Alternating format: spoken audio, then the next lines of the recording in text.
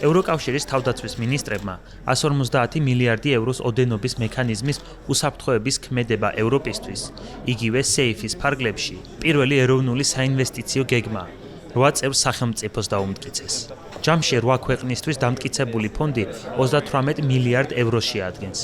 19 ქვეყნიდან, რომლებმაც სეიფის ფარგლებში ევროკავშირს ფინანსური დახმარებისთვის მიმართეს, პირველ ეტაპზე თანხა დაუმტკიცდათ ბელგიას, ბულგარეთს, დანიას, ესპანეთს, ხორვატიას, კვიპროს, პორტუგალიასა და რუმინეთს.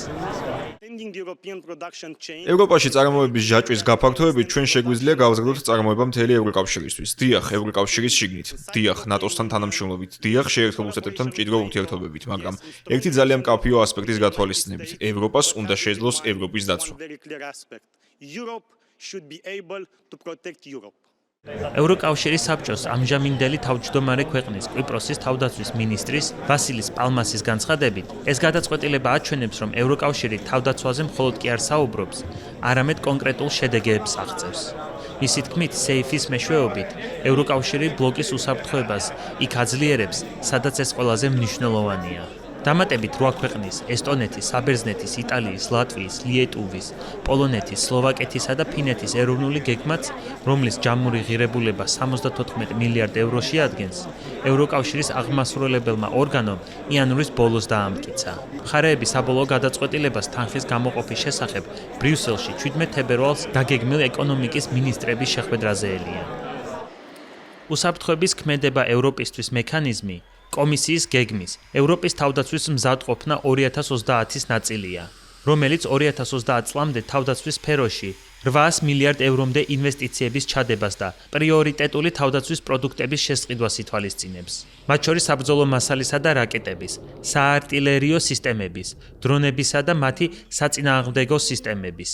გეგმის მიხედვით ასევე გაძლიერდება საჰაერო და სარაკეტო თავდაცვის სისტემები, კრიტიკული ინფრასტრუქტურის დაცვა, კოსმოსური აქტივების დაცვა, კიბერუსაფრთხოება, ხელოვნური ინტელექტის ტექნოლოგია და ელექტრონული ომის სისტემები. მექანიზმის ერთ-ერთი მთავარი კრიტერიუმია, რომ შეძენილი აღჭურვილობა აუცილებლად ევროპული წარმოების უნდა იყოს. ხოლო ევროკავშირის, ევროპის ეკონომიკური ზონის, ევროპის თავისუფალი ვაჭრობის ზონის ან უკრაინის ფარგლებს გარეთ შესყიდული კომპონენტების ხარჯები 35%-ს არ უნდა აღემატებოდეს.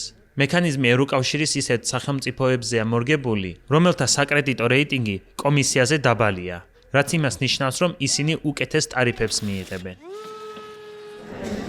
ბრიუსელში გამართული შეხვედრებისას ევროკავშირის წევრი სახელმწიფოების თავდაცვის მინისტრები ასევე შეთანხმდნენ, რომ ბლოკმა ორმხრივი შეთანხმება გააფორმოს კანადასთან, რაც კანადურ კომპანიებსა და კანადაში დამზადებულ პროდუქტებს საშუალებას მისცემს სეიფის მექანიზმში ჩაერთონ.